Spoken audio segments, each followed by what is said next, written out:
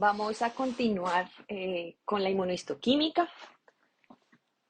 En este caso, vamos a tratar más o menos qué marcadores sirven para cada grupo tumoral. Obviamente aquí no están todos, sin embargo, si lo pensamos como grupos tumorales, podríamos decir que el epitelial será por las citoqueratinas, los hematolinfoides casi todos marcan CD45, especialmente los que vemos los patólogos como tumores sólidos. Los mesenquimales, ahí tenemos un problemita porque pueden ser positivos para muchos tipos de marcadores y el marcador melanocítico, que será el S100, tanto para las cosas benignas como para las malignas. Si pensamos en la queratina, entonces la queratina es un marcador fundamental para la diferenciación epitelial. Hay muchos tipos de queratina y aquí podemos ver el ejemplo clásico, un carcinoma, y vemos una tinción en malla membranosa de la citoqueratina E1 a E3. Si pensamos en enfermedades linfoproliferativas, un linfoma tipo MALT asociado a mucosas, vemos que la citoqueratina nos marca en este caso las glándulas que son epiteliales y el CD45 nos va a marcar fuertemente ese componente linfoide que en este caso es el tumor. Si ponemos uno de los tumores más comunes que vemos será el leiomioma en el útero, que es de diferenciación a músculo liso. Entonces tenemos el H. Caldesmón como una utilidad. Generalmente no necesitamos la inmuno para diagnosticar pues un leiomioma. Pero los malignos sí van a necesitar inmuno. Entonces, cuando uno tiene una morfología muy clara, pues por lo menos se puede guiar por un epitelial. Uno sabe que es un epitelial, ve que son linfocitos atípicos, pues sabe que es algo linfoide, y ve que algo es uso celular, pues es algo más mesenquimal y tiene más como por dónde centrarse. El problema es cuando uno tiene un tumor así, un paciente de 60 años que de pronto empezó a convulsionar y esta es la masa encefálica que nos envían a estudio. Entonces vemos que son unas células grandes, atípicas, tienen nucleolos, otros tienen núcleos claros, otros tienen como un citoplasma grande, algunos parecen tener una membrana bien diferenciada y otros no tanto. Entonces es ahí cuando entra la pregunta, ¿esto es un carcinoma? ¿Esto es un linfoma? O incluso, ¿esto es un tumor primario del sistema nervioso central? Entonces, nuestro primer paso, nuestro primer paso será en este tumor tan pobremente diferenciado, intentar distinguir al menos de qué grupo es. Entonces, estas morfologías tan pobremente diferenciadas con esas mitosis tan atípicas, núcleos monstruosos, ¿pueden ser de un carcinoma? Sí, pero también pueden ser de cualquiera de los otros grupos. Entonces, si tenemos un linfoma, empezaremos haciéndole un CD45, un S100 para un melanoma, incluso para algunos sarcomas, y el carcinoma siempre será la citoqueratina AE1, AE3. Entonces, llegó esto del cerebro de este señor, no tengo ni idea qué es, la familia nunca ha dicho que tenga cáncer en ninguna otra parte, ¿qué voy a hacer? Pedirle una citoqueratina, un CD45 y puedo parar ahí. O si, digamos, de pronto alguien dijo, el señor una vez tuvo un lunar raro, pues de una vez le meto el S100 para saber si está en los grupos más comunes.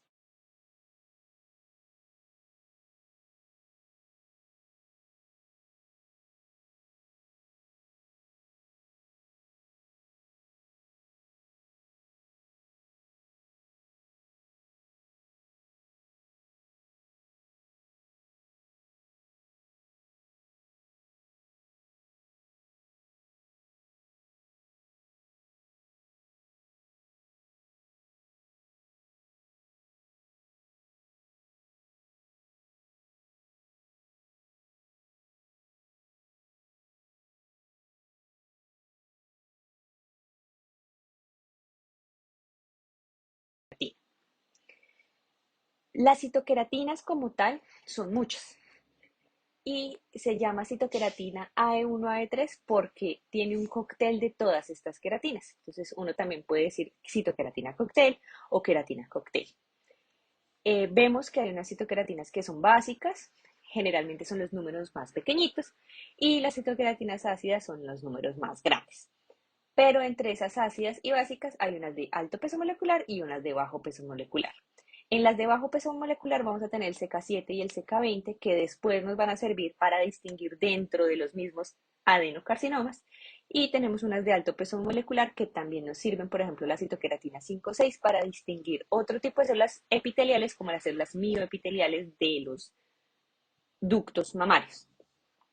Entonces, si tomamos como las de alto peso molecular, también vamos a decir que pueden ser lo escamoso. Y las de bajo peso molecular, vamos a hacer las no escamosas, entonces todos los adenocarcinomas. Como yo no sé ese tumor que les mostré antes qué es, pues le voy a pedir una citoqueratina cóctel y por eso se llama AE1, AE3. Entonces, listo, salió que es una citoqueratina AE1, AE3 positiva. Entonces, si la morfología me parece más o menos escamoide, pues le pido de una vez el P40 y si sale P40 positivo, lo más probable es que eso sea un carcinoma escamocelular. Puede ser pobremente diferenciado metastásico allá al cerebro del señor. Si no, me parece tan escamoso, pues lo que yo voy a hacer es hacerle una citoqueratina 7 y una 20. La positividad de citoqueratina 7 y 20 y su combinación es lo que nos va a guiar hacia qué tipos de adenocarcinoma vamos a tener. Entonces, si ya sabemos que es un escamo, pues nos quedamos en el escamo y lo confirmamos con otras queratinas como la 5,6, el P63 y pues en caso de que el paciente tenga algo en orofaringio genital, pues le agregamos un P16. Pero hagamos de cuenta que no, que lo que nos dio positivo es la citoqueratina y ahora le hicimos citoqueratina 7 y citoqueratina 20. Cuando a mí me salen las dos queratinas juntas, voy a tener las cuatro posibilidades. Tengo la posibilidad de que sea CK7 positivo y el 20 negativo, y este muñequito a mí me encanta. Me encanta porque con las imágenes uno piensa mucho o recuerda mucho como pues el cerebro del patólogo. Entonces el CK7 CK20 es el que más engloba casos. Entonces va a tener la tiroides, las glándulas salivales, el pulmón y todo el tracto genital femenino. Si me sale citoqueratina 7 negativo y citoqueratina 20 positivo, lo más posible es que esto sea del tracto gastrointestinal inferior y de un tumor muy raro que es el carcinoma de Merkel, que lo más probable es que ya tenga historia el paciente que la lesión empezó en la piel. Si me salen las dos positivas, pues ahí entra también el páncreas, el estómago y la vejiga. Y si me salen las dos negativas, no quiere decir que no sea un adenocarcinoma. Sí puede ser un adenocarcinoma en los que se puede encontrar el hígado, los riñones y también la próstata. Entonces, también hay que pensar si el señor es señor o es una mujer. En nuestro caso es un hombre. Entonces, digamos, me salió CK7 positivo y CK20 negativo. No le voy a pedir para tracto ginecológico porque es un señor. Diferente. No, es una señora con una metástasis en el pulmón, no tiene historia de nada, CK7, CK20 positivo, pues aquí entra uno de los tumores más comunes, que es la mama. La mama entra entre el grupo de CK7 y CK20. Si todo me dio negativo y es un hombre, de una vez hay que pensar en la próstata. Entonces, si lo vemos así, aquí están como los marcadores adicionales que se le pueden hacer a estos casos. Entonces, si hago citoqueratina 7, 20, ya podría más o menos saber hacia qué lugar voy. En nuestro medio es muy común que la señora tenga historia de cáncer de mama. Entonces, ¿qué vamos a hacer? Citoqueratina 7, citoqueratina 20, medio positiva a la 7 y negativa a la 20. De una vez le hago un GATA3. Si el GATA3 sale positivo, el resto de los marcadores me los gasto clasificando la metástasis, porque la metástasis puede tener una biología diferente a la de la mama. Y ese es uno de los intereses de los clínicos en saber cómo le van a tratar esa metástasis a la señora. Si igual que le trataron la teta con la misma quimioterapia, si le van a servir los receptores, si le va a servir el trastuzumab o si necesita un tratamiento totalmente diferente. Este cuadrito es de print screen, es de guardar el pantallazo, porque uno se lo va aprendiendo según lo va usando. Entre más lo use, más lo aprende y si todos los días que yo voy a pedir una citoqueratina 7 y una 20, pienso y leo la historia, muy seguramente dentro de estas opciones va a estar el otro marcador que tengo que pedir. Hay que tener especial cuidado con los estómagos. Los estómagos son muy engañosos porque pueden ser citocreatina 7 positiva, 20 positiva o ambas negativas o una positiva y la otra negativa, pero el CDX2 nos va a ayudar.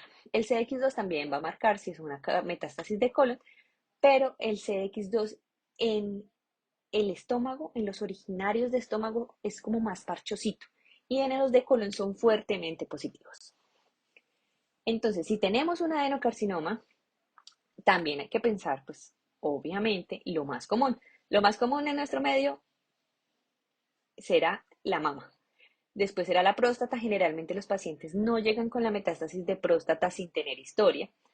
Los pulmones, que sí suelen llegar en estadios muy avanzados, el colon y recto, el cervix, que en este caso no es un adenocarcinoma, sino que tocaría hacerle P40, y ahí empiezan a bajar cada vez más la incidencia mundial de esos cánceres. Entonces, si uno ya sospecha que es una mama, pues de una vez hay que meterle gata 3.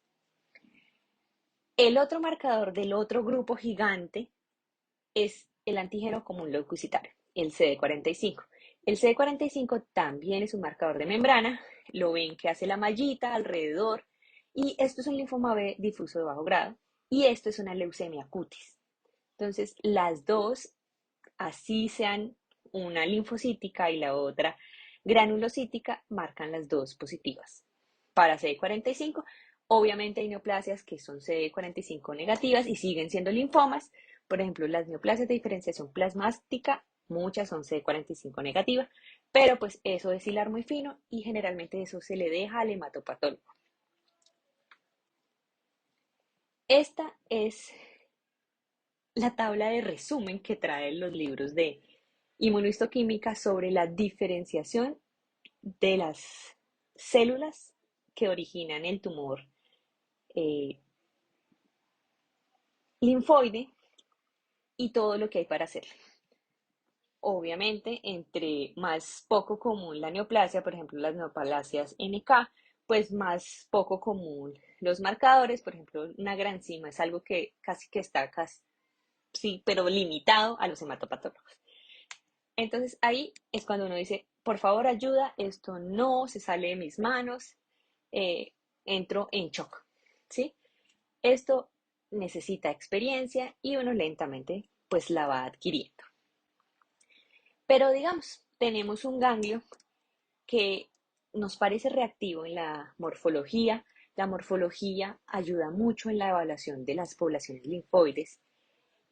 Unos ojos tan expertos generalmente dicen, no, esto es un linfoma folicular porque parece un linfoma folicular y usted le hace la inmuno y va a ser un linfoma folicular. Pero muchos de los ganglios que llegan a los hospitales son buscando un carcinoma.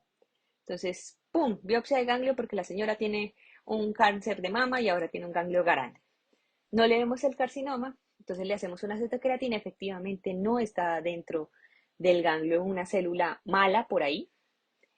Y ahora decimos, ¿será que esos folículos son normales?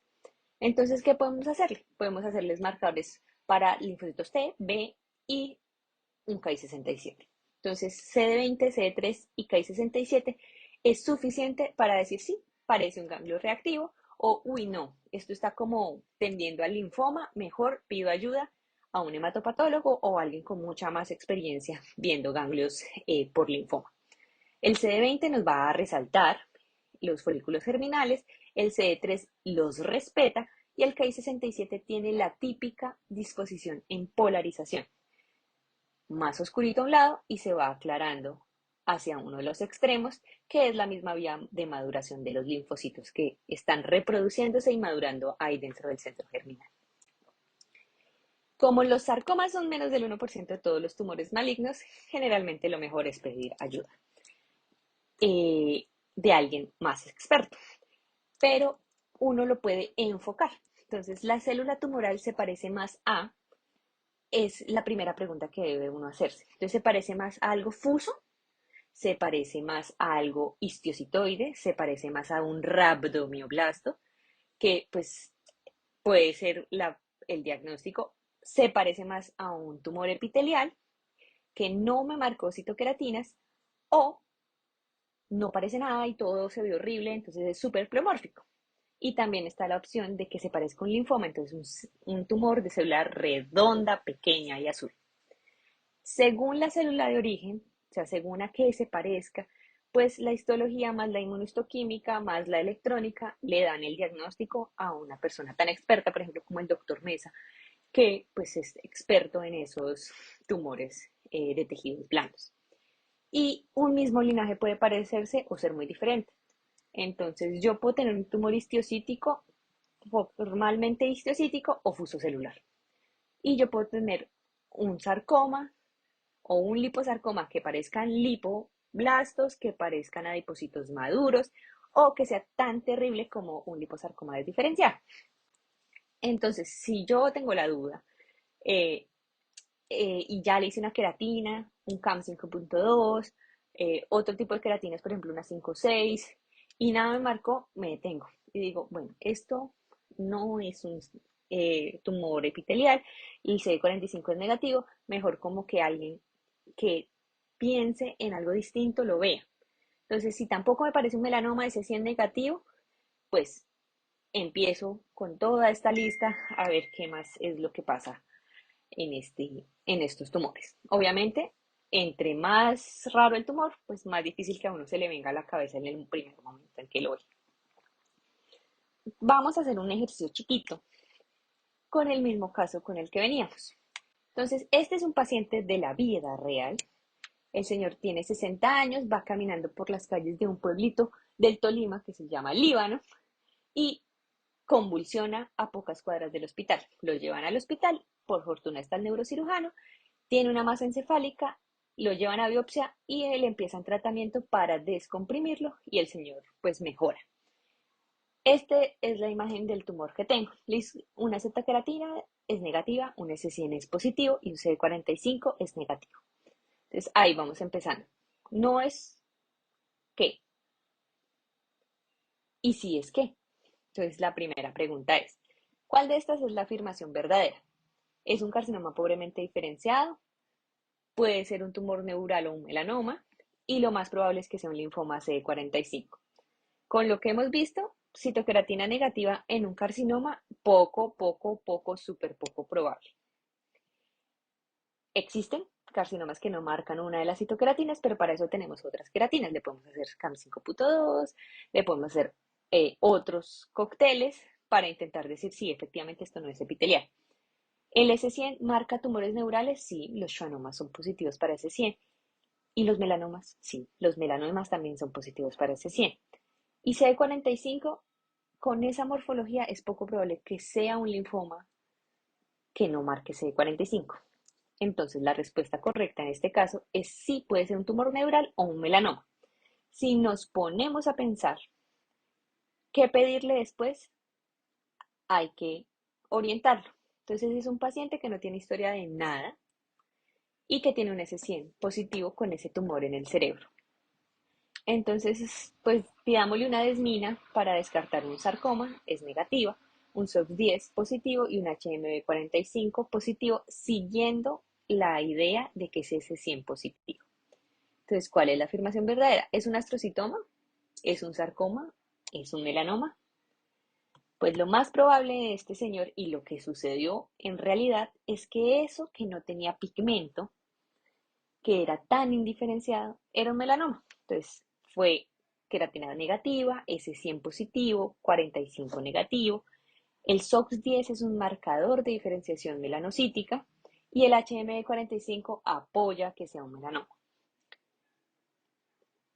Entonces, siempre primero pensar en lo más común basado en la morfología. Lo bueno es que cuando se han visto tantos casos, la morfología está inherente en el cerebro y casi que ni toca pensar mucho. Entonces, siempre aváncense su experiencia de qué tanto se parece a otro tumor. Y si la inmuno no les marca como quieren, no sigan, deténganse y piensen en las otras opciones.